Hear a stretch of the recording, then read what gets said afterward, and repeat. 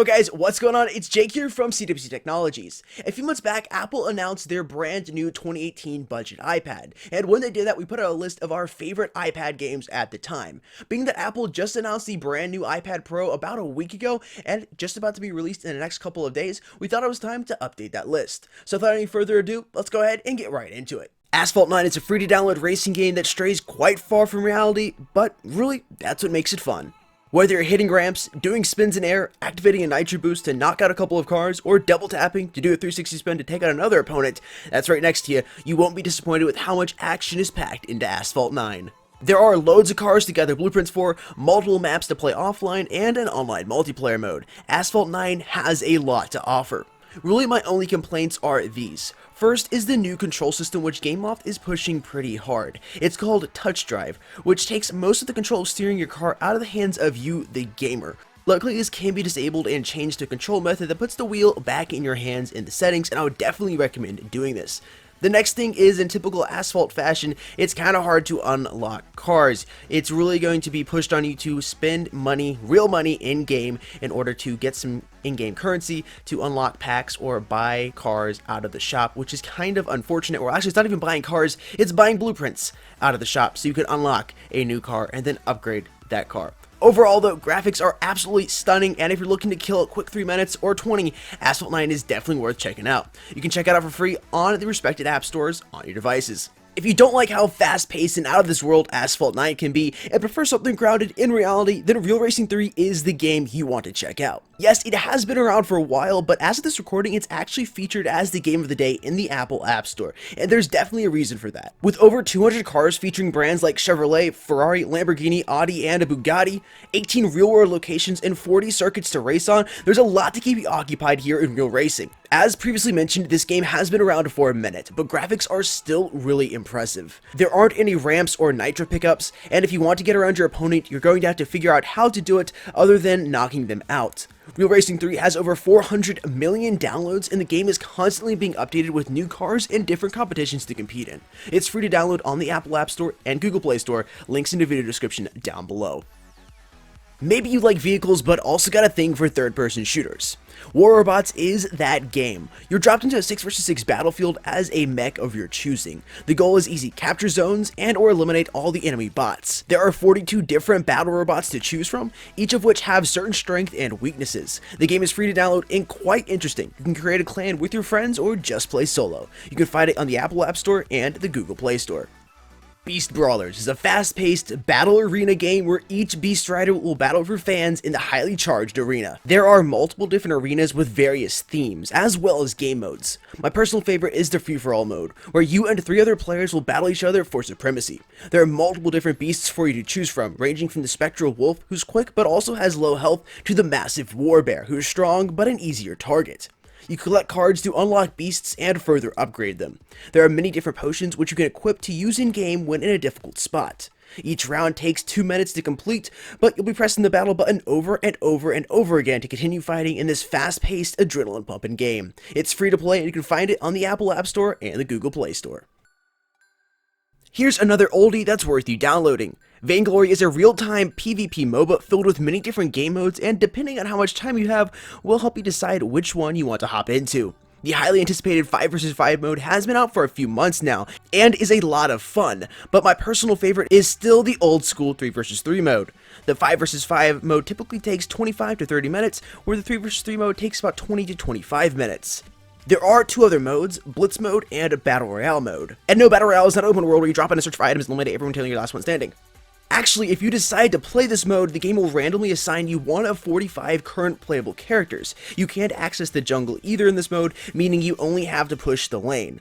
As for Blitz mode, there's a 5-minute time limit on this mode. You either win by getting 15 points or having the most points by the time the timer runs out. Whether you're a long-time experienced MOBA player, a casual one, or completely new to the genre, Vainglory has something for you. Best of all, it's free to play and it's optimized for both tablet and smartphones, but the best experience will definitely be on the 120Hz display of the iPad Pros. Once again, it's free to play and you can find it on your device's respective app stores.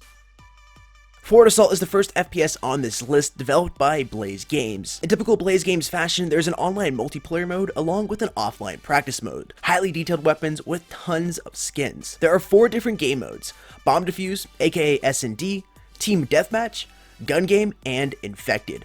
For those of you that haven't played a lot of FPS, here's a quick rundown of these game modes. Bomb Defuse. There are 2 teams. One team tries to plant the bomb while the other team tries to prevent it from happening. Team Deathmatch, more commonly referred to as TDM, puts you in one of 2 teams, and you battle with your teammates to score as many points until the timer runs out or until you reach the score limit. Gun Game. Basically, it's a TDM, but with a slight twist. You're assigned a random weapon at the start of the game, and as you drop opponents, you will get a new gun. This will continue to happen until you or someone else reaches the score limit or the timer runs out. Infected. You start on the healthy side with your teammates, or as the only infected player. The goal for the healthy players is not to get stabbed by the sole infected player. If this happens though, the healthy player who is stabbed now becomes infected, trying to stab more healthy players. The healthy team wins by outlasting the clock and not getting infected. The infected team wins by infecting all the healthy players before the clock reaches 0. You can find it on the Apple App Store and the Google Play Store, and it's free to play. Next up is Critical Ops. Critical Ops shares many things in common with Forward Assault, or vice versa.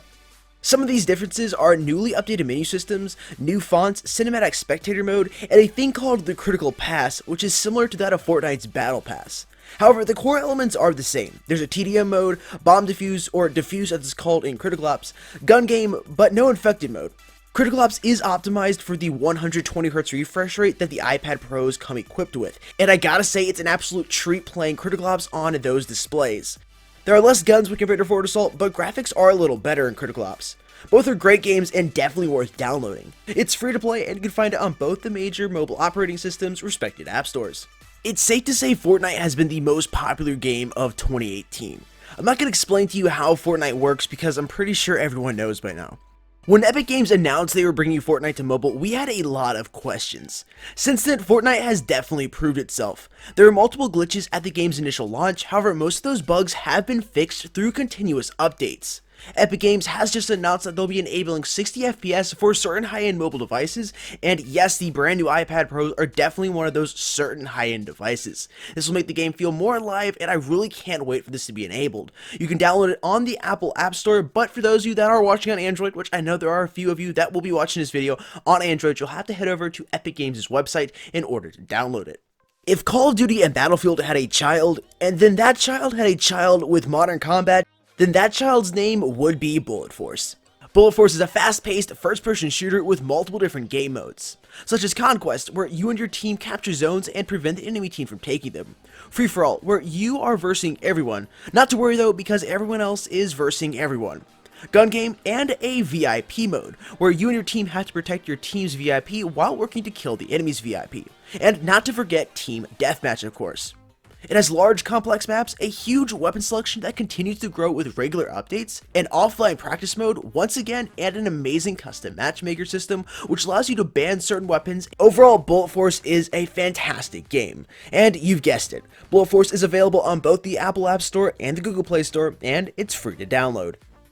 Yeah, no surprise this made the list, right? PUBG is an absolutely massive game with multiple maps, modes, guns, and what seems to be an almost unlimited amount of customization options for your character. There's 2 different core modes, Classic and Arcade. Classic will drop you in one of 3 maps with 100 other players. You'll search for weapons and gear, avoid any red zones and the blue zone, or aka the storm. Fighting your way to the last spot will be quite difficult, but very rewarding if you're able to pull it off. Matches in Classic mode typically take 30 minutes to complete. If you do play Classic mode, you'll have the option between playing in first person or third person mode. First person, in my experience, is even more immersive and is what I usually pick. If you don't have 30 minutes to play a Classic match, or maybe find it a little slow, then hop into the arcade section. All arcade matches are limited to 28 players and can only be played in the third person perspective. Lobby wait time is significantly shorter as well as the match, which will only take about 8 minutes to complete.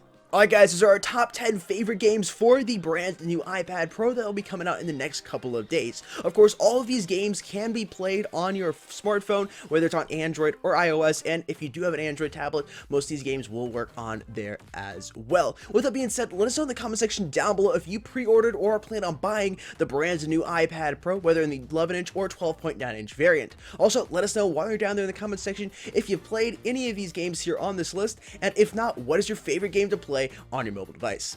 Guys, with all that being said, this is Jake here from CWC Technologies, signing out. I'll see you guys somewhere soon on the internet. Peace.